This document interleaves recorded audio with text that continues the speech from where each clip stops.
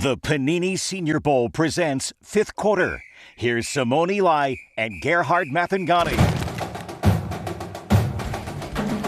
It's Friday night once again, and the stakes are as high as ever. Week 7 of the high school football season rolls right along tonight. Everybody rolling back into region play and looking to get a leg up and a push to the playoffs tonight. Welcome into fifth quarter. Simone Eli alongside Gerhard Mathangani. Jam-packed night of high school football highlights and scores, and it begins with a top 10 matchup. Actually, number 1 versus number 2. And they're getting all the first place votes. There are 18 voters in the American Alabama Writers Sports Association. They all say it's either Jackson or St. Michael. Top 2 teams meeting over in Jackson. A who's who of college coaches there in Jackson. Shane Beamer, the head coach of South Carolina, Alabama assistants Nick Sheridan, Robert Gillespie, all there to see some of the nation's top talent. You're seeing them right there, and 2 prime-time quarterbacks. Jackson won last year's matchup, both in the regular season and the playoffs, but the Cardinals on the move early on.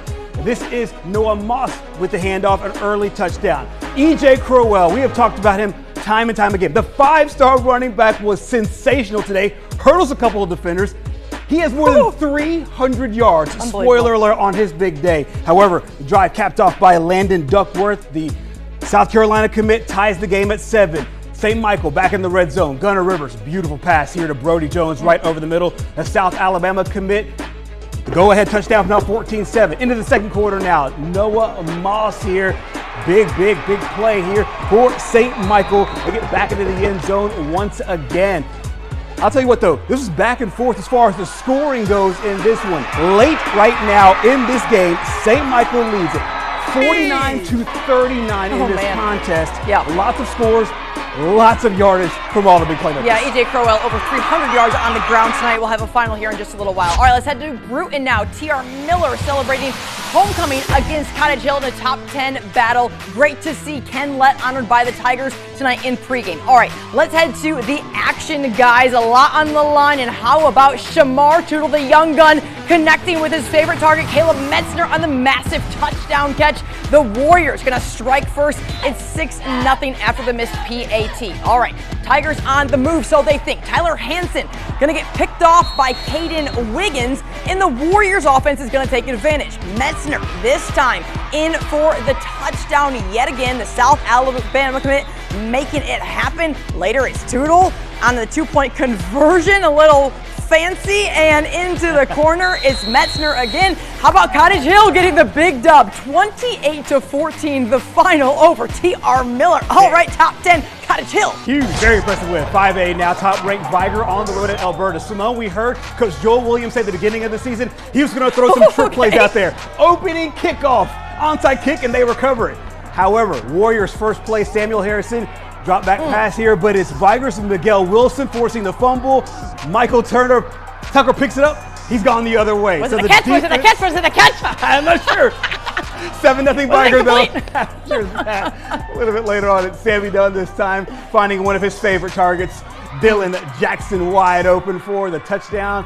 14-0 lead at that point. Viger goes on to win 49-0. All right, let's stay in 5A, guys. Over at Faith Academy now. Rams welcoming in a red-hot Williamson team, putting 100 on the board last week. All right, 5A action. Here we go. Lions threatening. Todrick Withers is going to take it to the fizzy, and it's 14-0 Williamson up early. Faith Academy going to look for some offense here, but not able to go anywhere, and it's going to be, once again, Williamson, Todrick Withers in for his second rushing touchdown of the game, plus the 2-point conversion. A little later, it's Elvin Dinkins connecting on the dot there to John Austin, and Williamson gonna get the shutout victory, 54-0. They continue to dominate. Now MGM hosting Alma Bryant. Early fireworks in this one, both literally and figuratively.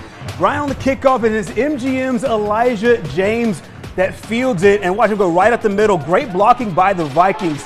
And he eventually gets tripped up at about the 7-yard line, but what a start there for Coach Zach Golson and company. It would be a touchdown run by Cameron Smith to cap this drive off for the Vikings' early 7-0 lead in this one. A little bit later on, as quarterback Jeremy Menhennet on a nice pass here to DeMarcus Broughton Jr. And Broughton Jr. with a nice run inside the red zone. They would tie the game, or they would have another touchdown later on. MGM goes on to win big, 42-8. All right, let's stay in 7A. Robertsdale hosting Baker tonight. We're going to pick things up in the second quarter. Hornets already leading 14-2, but Golden Bears, Cub Jones buying time, likes what he sees, points to the end zone, and how about Grayson Cooper with a great grab? That's going to cut the Baker lead to 14-9. Then last-minute heroics here by Tate Graham, Jamie Pryor. A big gain. Look at Pryor get up the field, eventually going to get knocked out of bounds there, but Baker going to get into the end zone just before the break. Josh Jones in for the touchdown, and Baker gets the victory 35-9 over Arden. Stay in 7A. Fairhope riding a 5-game winning streak as they hit the road to Foley, but it's the Lions on the move early on in this one. Jackson Dixon on the carry. Watch him break a few tackles there in the Pirate secondary, and he is gone. A great run by the junior puts the Lions on the board 7-0 early on. However, the Pirates would respond. It is Nick Roncis Valley would punch it in for the touchdown, and they would have more from the Pirates as Trey Gardner would also have a perfect pass to Fisher Southall. We've seen that connection a few times before. And the JVC Power Coach of the Week, Tim Carter and company, they win at 38-13. All right, let's head over to Davis in a beautiful sunset this evening in pregame. Warriors playing host to Daphne in 7A Region 1 action. Davidson going to strike first here. Beautiful pitch and catch from Micah Spivey to Kingston Butler. 70 yards right down to the seam to open up the scoring, but the Trojans would respond. Christian Seeger connects with CJ Gardner. Seeger, one of our former Zaxby's Player of the Week, doing it big once again for Daphne. This time going to throw back across his body to Braxton Skoglund for the Daphne touchdown. Daphne gets the win, 50-20. Class 6A now, number 2 Saraland on the road at Baldwin County. Saraland would strike first. Jameson Roberts, another one of our Zaxby's Player of the Week winners. He finds his buddy Eddie Tucker, cruises into the end zone for an early touchdown, 7-0 Saraland. Tigers with a nice third down conversion. Hayden Coley to Ashton Cox. He's able to move the chains. However, that drive would stall.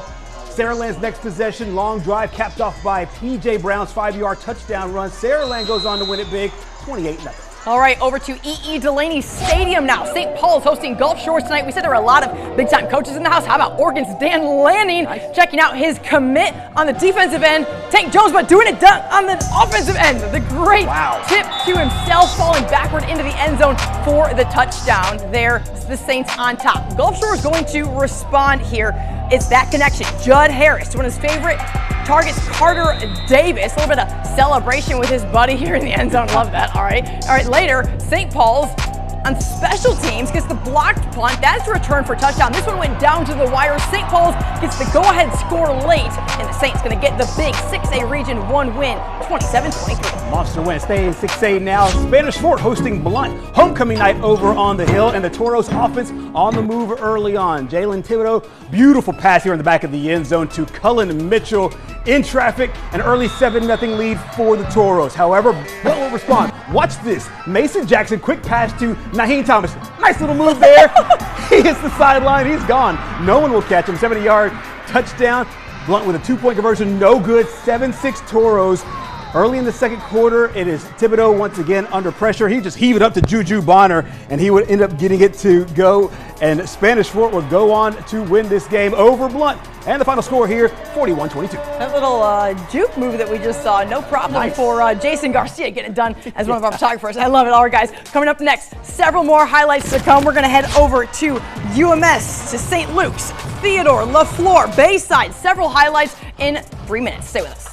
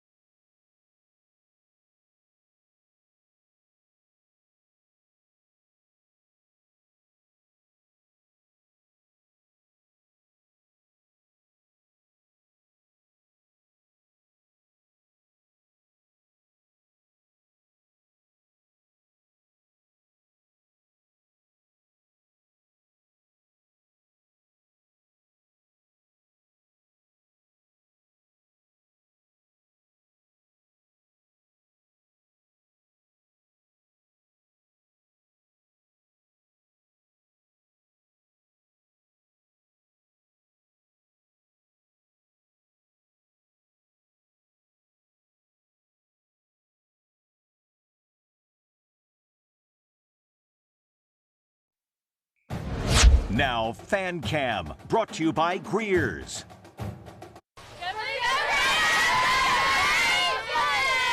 Greer's Fan Cam tonight over at Faith Academy, a big 5A Region 1 battle between Faith and Williamson, the Lions, getting it done as they are ranked second in the state in 5A. Let's keep it rolling in 5A as we head over to Cooper Stadium tonight. UMS Wright playing host to Citronelle. Sam Williams in year number 1 up against Jason Rowell, veteran coach over there for the Wildcats, and looking for the big 5A region victory. All right, Wildcats looking to get some offensive going as well. Pass going to get picked off by Perry Hand. Return for the big pick 6. Bulldogs defense leading some offense. 7-0 lead at home for UMS. Later, Max Fowler looking to lead the UMS offense. Going to hit Haas Harville downfield. A great snag by Harville. Dives to the pylon, makes it 14-0. UMS Wright gets the win tonight over Citronelle, 34-14. Over to Class 3A now, Bayside hosting Hillcrest to Evergreen. Bayside creeping up into the rankings, now number 8 this week. Barrett Trotter and company getting off to a really fast start. Davis Barnett, it would hit Noah Kane, and he runs it into the end zone for the touchdown a little bit later on. Monroe Parton would also have another score for Bayside. Bayside led this thing big, 27-0 going into the half. And the Admirals, no problem today as they go on to win it big. Final score, 56-6. All right, let's head to LaFleur now as the Rattlers are welcoming in BC Reign. Some first half action. Demetrius Toney in at quarterback for LaFleur. The defensive star playing a little offense. Mr. Brian Austin, a big time touchdown for the Rattlers to get the scoring going. But the Red Raiders would get an answer. Jermani Rogers, deep ball to Daryl Blackman on the receiving end there. At last check, this was a 26-26 tied ball game, and we just got some news in as BC Reign pulls off the road victory, 32-26 the final over LaFleur. Nice job there. Over Class 2A now, St. Luke's hosting JU Blacksher. Bulldogs got on the board first. Lagan Rollin with the touchdown, and JU Blacksher on the board. They would add the 2-point conversion to grab the early 8-0 lead. But St. Luke's would respond. Jathan Richardson on the carry, and watch him go right into your living room. Touchdown on the board. They would add the 2-point conversion.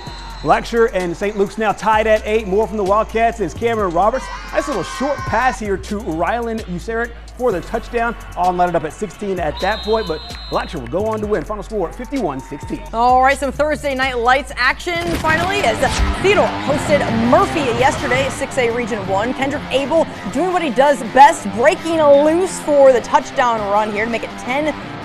This was his first of 3 touchdown runs in the first quarter. Head coach Steve Mast call off the dogs and make sure everybody gets some valuable playing time, the right thing to do, as Theodore gets the win over Murphy, 31-0. And now, Play of the Week, brought to you by 22nd State Bank. Well, it's that time of night right now. We have our Play of the Week nominees. We pick the top 3 plays. You get to decide the winner for Week 7. Let's check them out. Play number 1, coming from Robertsdale, Cub Jones hit Grayson Cooper in the end zone. Not just the catch, but he's going to let you know he did it. A little stare down here. Nice play for here. Play number 1. Play number 2, Tank Jones. We've seen him a bunch of times make defensive plays, but how about here on offense? Showing Dan Lanning, you know what? I can play a little offense when I get to Eugene. Come in, coach! Tip forward for himself into the end zone for the touchdown. And play number 3, you saw it once, you got to see it twice. Alabama commit E.J. Crowell jukes a couple of guys, and then, as Chris Berman would say, woo! Nice little jump over. He doesn't get in the end zone, but he has more than 300 yards on a huge day for Jackson. Head over to WKRG.com and cast your vote for our Play of the Week. The poll opens right after the show. We'll announce the winner on Monday night. More scores and highlights on the 5th quarter next.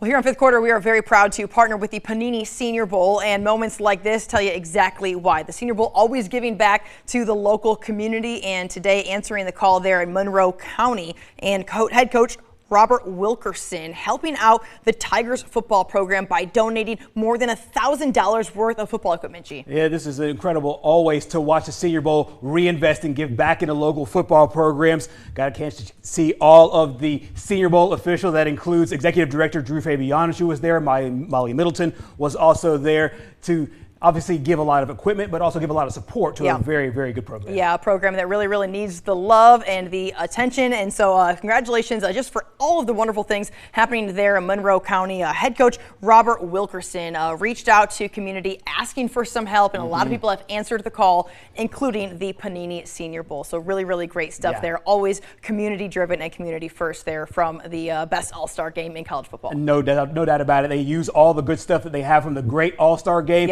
and they reinvested practice pants, socks, jerseys, and a blocking shoe. I love it. And the smiles on the kids' faces matters more than anything else. All right, guys, take a look at some scores before we go. Orange Beach going to get a big bounce-back win today, 29-22 over Escambia County. W.S. Neal gets a win as well, 55-19 over Satsuma. Leroy has been pretty good once again this year, 60-20. They are going to get the victory. That score is backwards. They win it over Marengo, and McIntosh beats Millery 26-6. Guys, we will have much more on Fifth Quarter Extra on our website and on Facebook. Be sure to